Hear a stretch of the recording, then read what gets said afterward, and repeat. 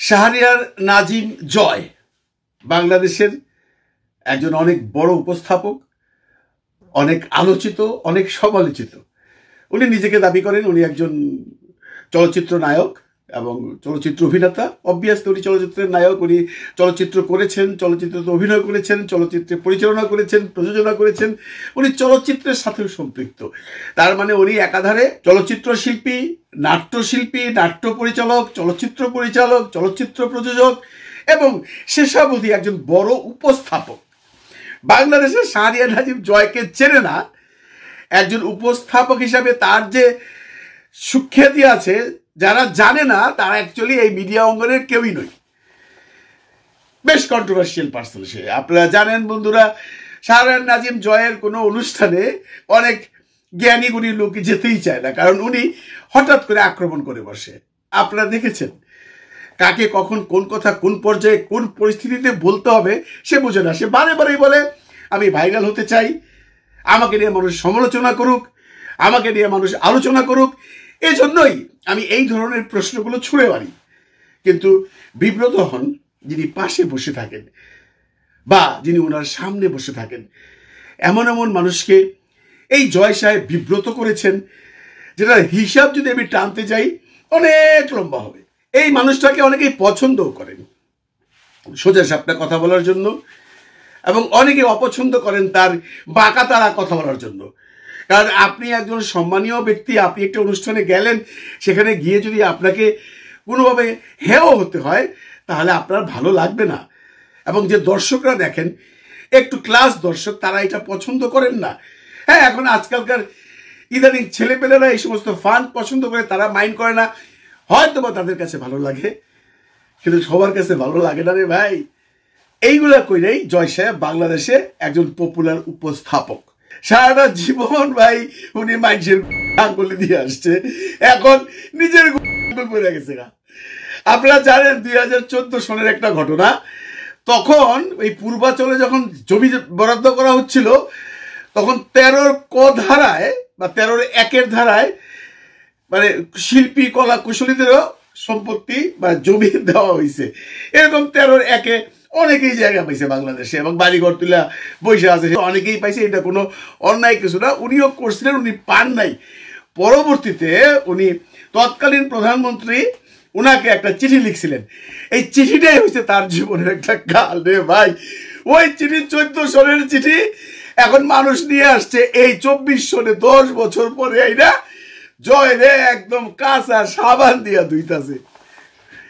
দুইবই তো, কারণ চিঠির ভাষা যারা তখন দেখেন নাই বা এখন দেখছেন তারা জানেন কি ভাষাগুলা সে প্রয়োগ করছিল। তখন মানুষের চামচামির একটা সীমা আছে, মানে ও চামচামির চূড়ান্ত পর্যায়ে চলে গেছিল।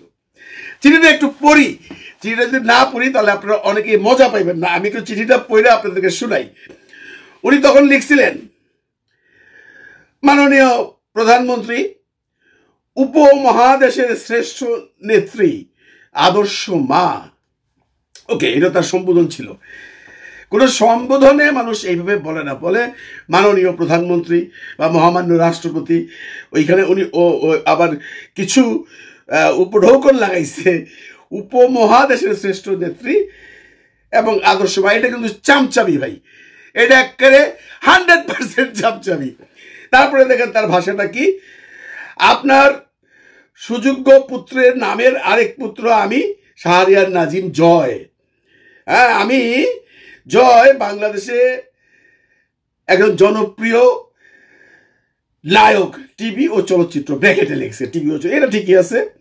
আপনার দোয়ায় গত 17 বছর আমি বাংলাদেশের জনগণকে বিনোদনের অন্যতম পাথর হিসেবে ছিলাম। এটা কোনো বিগ ডিল না, ঠিকই আছে। তখন কিন্তু সে এত পপুলার ছিল না। জয়ের এমন কোনো নাটক বা এমন কোনো সিনেমা নাই যেগুলো মানুষ সারা জীবন মনে রাখছে। মনে রাখে কোনটা? ওর ওই যে আঙ্গুলি মারা উপস্থাপনাগুলা। তারপরে লেখছে, আপনি অত্যন্ত সদয়ী এবং বাংলার মানুষের বিপদের বন্ধু। শুধু তাই নয়, গত নির্বাচনকালীন সময়ে আপনি যে বলিষ্ঠ, সাহসী ও জ্ঞানদীপ্ত আদর্শের উপর বলিয়ান ছিলেন, তা আমাদের মতো মানুষকে আজীবন আপনার নেতৃত্বকে স্যালুট জানানোর অঙ্গীকার করিয়াছে। আচ্ছা, মা মা লিখছেন। মা মানে এই কদিন আগে শুনছেন একজন আপা আপা করে মরতেছে, উনি মা মা করে মরতেছিল। এটা খারাপ কিছু না, তখন মা ডাকতে পারে, যাই ডাকতে পারে। তখন ফ্ল্যাট পাওয়ার জন্য তো মানুষ বা জায়গা পাওয়ার জন্য মানুষ অনেক কিছুই করতে পারে। লিখছেন, মা আপনার নিকটে একজন শিল্পীর আবেদন। আমার সমসাময়িক সকল শিল্পী পূর্বাঞ্চল 13, 10 কাঠা 5 কাঠা প্লট পেয়েছে। আমি দেশের বাইরে শুটিংয়ে থাকার জন্য। কি শুটিং করতে গেছিল আমি নিজেও জানি, এটা কোনো সিনেমা না নাটক, মনে উপস্থাপনা করতে গেছিল। 14 সালে আমার কি শুটিং করবো? 14 সালে কোনো ছবি আসলো নাকি? মাখা মানে দেশের বাইরে থাকার জন্য আমি অ্যাপ্লাই করতে পারিনি। পরবর্তীতে ঝিলমিলে অ্যাপ্লাই করেও লটারিতে তো পাইনি। আচ্ছা, আবার লিখছেন, মা পূর্বাঞ্চলে একটা জমি আমার স্বপ্ন, আমার সন্তানের ভবিষ্যৎ। আমি আপনার কাছে আবেদন করলাম, আপনি আপনার এই সন্তানের আবদার ফেলে দেবেন না। আমি জানি ইনশাল্লাহ জয়।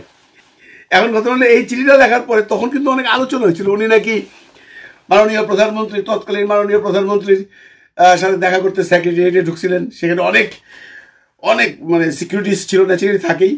ওইখানে এক আর্মি অফিসার তাকে দেখে, জয় ভাই আপনি এখানে কেমনি ঢুকলেন? হ্যান তেন ওনাকে বললাম, উনি আমাকে এমনভাবে দাঁড় করাইয়া দিলেন, মাননীয় প্রধানমন্ত্রীর চোখ আমার চোখের দিকে পড়লো, উনি একটু তাকিয়ে হাসলেন।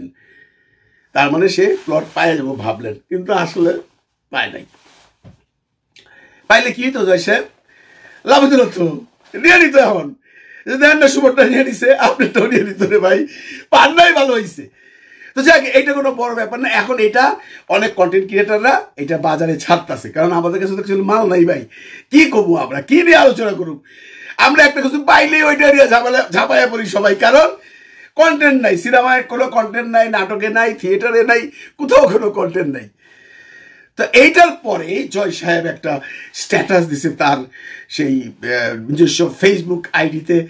সেরকম দুঃখ করে বলছে যে আপনারা এই 14 সালের চিঠি নিয়ে এখনো চিল্লাইতেছেন, এগুলো ঠিক করতেছেন না, আল্লাহ আপনাদের বিচার করবো। আরে জয় সাহেব, আল্লাহ যদি আমাকে বিচার করে, আপনার বিচার তো আল্লাহ আগে করবো রে ভাই। কতজনের দিচ্ছেন আপনি? হ্যাঁ, তখন খুব ভালো লাগতো না? আর আপনারা যখন মানুষের ধরছে তখন আপনার খুব কষ্ট লাগছে, আপনি আল্লাহর কাছে বিচার চাইছেন। আল্লাহ যদি বিচার করে, আপনার বিচারটা আগে করবো। কত ভদ্রভদ্র মানুষের নিয়ে আপনি কি আচরণগুলো করছেন? সাপের 5 পা দেখছেন মনে হয় পপুলারিটি পাওয়ার জন্য, নিজেই বলে বেড়ান এগুলো আমি পপুলারিটি পাওয়ার জন্য করি। আমি চাই আমাকে এই সমালোচনা হোক। তো এখন সমালোচনা করতেছে, গায়ে লাগতেছে কেন? এমন কেন বলতেছেন যে আপনারা আর বললেন না আমি অন্যায় করছি, আমি বেশি চাটুকারিতা করছি, স্বীকার করলাম? এগুলো উনি ওনার ফেসবুক পেজে যে বলছেন। জয় সাহেব, নিজের উপরে পড়লে এরকমই হয়। জীবনে কতগুলো খারাপ কাজ করছেন একবার একটু ভাইবা দেখেন। কোথেকে কোথায় আসছেন একবার একটু ভাইবা দেখেন। অ্যাজ এন আর্টিস্ট আপনার তো কোনো কিছু ছিল না contribution in the industry, film industry বলেন, নাটক ইন্ডাস্ট্রি বলেন। You was not a big star any time, কখনোই ছিলেন না। তারপরেও আইসা বাংলাদেশের সম্মানীয় স্টারদেরকে আপনার সামনে বসাইয়া তাদের এমন করে মারছেন, তারা দুঃখের চোটে কিছু কইতে পারে নাই। কারণ তখন আপনার হ্যাডম ছিল, আপনার সম্বন্ধে কেউ কোনো কথা বলে আপনি এটার একদম পুরো বাজার গরম করে দিতেন, ওরা আরো পচাই দিতেন। এই ভয়ে কেউ কিছু বলতো না। কিন্তু দ্যাট ডেজ ইজ গন। বাংলাদেশ এখন স্বাধীন, এখন যে কেউ যে কোনো জিনিস বলতে পারে। মিস্টার জয়, আমরা বলছি আমার সম্পর্কে আপনি বলেন, নো প্রবলেম। আপনি তো বলেনই আপনি ভাইরাল হওয়ার জন্য। আমার তো মনে হয় বন্ধুরা, এই যে নাটকটা শুরু হয়েছে আবারও ভাইরাল হওয়ার জন্যই করছে। কারণ ওকে মানুষ বলা বলি করছে, এটার জন্য স্ট্যাটাস দেওয়ার কোনো দরকার নেই। কারণ জয় সাহেব ভালো করেই জানে আমি যদি স্ট্যাটাস দেই তাতে করে কেউ এটা বন্ধ করবে না, বরঞ্চ এটা নিয়ে আলোচনা আরো বাড়বে, তাই না? এটাই তো দুনিয়ার নিয়ম। আপনি আমার একটা গালি দিলেন, আমি গালিটা যদি হজম করে ফেলাই কেউ জানলো না, কিন্তু আমি যে সেই গালিটারে নিয়ে আমার একটা কন্টেন্ট বাড়াই, ভাই উনি আমার তো গালাগালি করছে, তখন 20টা লোক জানবে, 50টা লোক জানবে, 100টা লোক জানবে, 1000 লোক জানবে। বলে কে গালি দিচ্ছে দেখি তো, খুঁজা বাই করবে। কিন্তু যদি আপনি চুপ থাকেন, ওইটা ওইখানেই ধামাচাপা হয়ে যাবে। 1-2জন কন্টেন্ট করছিল তখন জয় সাহেবের এই চিঠিটা নিয়ে হয়েছিল, এটা নিয়ে কিন্তু কোনো আলোচনা হইতো না। কিন্তু তার ওই ফেসবুকে স্ট্যাটাসটা দিয়া আলোচনাটা উনি আরো বাড়াইয়া দিচ্ছেন। এবং আমার মনে হয়, আমি এখনো বলতেছি, উনি বাড়াইছেন শুধুমাত্র এটা নিয়ে যেন আলোচনা জিয়ায় রাখে এবং জয় যেন মানুষের মুখে মুখে থাকে। তো শেষ কথা হইল, জয় সাহেব উপস্থাপনা করেন, আপনি একজন ভালো উপস্থাপক, আপনার way of talking is nice, কিন্তু মানুষকে বিব্রত করেন না ভাই। দেখছেন আল্লাহ বিচার করবে কইছেন না, আপনি ওইখানে এইটাও ইঙ্গিত দিচ্ছেন আল্লাহ যে বিচার করছেন তার প্রমাণ পাওয়া যাচ্ছে, তার মানে আপনি গত সরকারকে মিন করছেন। আপনার নিজেকে দিয়ে দেখেন আল্লাহ আপনার বিচার করতেছে কিনা দেখেন। এই যে মানুষের এতদিন যাবৎ উপস্থাপনার নামে আইসা নির্লজ্জভাবে অপমান করছেন, সেই বিচার কিন্তু আজকে আল্লাহ করতেছে আপনার উপর দিয়া। মানুষ তো বলবেই, আপনি করতে পারলে আমরা বলতে পারবো না। এখন আপনার উপরে পড়ছে, এখন আপনি আল্লাহর কাছে বিচার চাইলেন। যাদেরকে আপনি নিয়ে ওই আপনার অনুষ্ঠানে অপমান করতেন, তারাও কিন্তু একদিন আল্লাহর কাছে বিচার চাইছে, বলছে আল্লাহ আমাকে নিয়ে এইভাবে অপমান করলো জয়, তুমি ওর বিচার করো। সেই বিচার এখন হচ্ছে।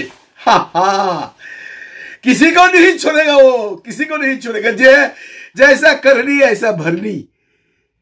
থাকেন, এখন আবার কথা বলবেন, আবারও এটা নিয়ে ভিডিও হবে, আরো 50টা 100টা। কাজেই চুপটি মাইরা ঘরে বসে থাকেন। ভালো থাকবেন সবাই, ভালো রাখবেন সবাইকে। খোদা হাফেজ।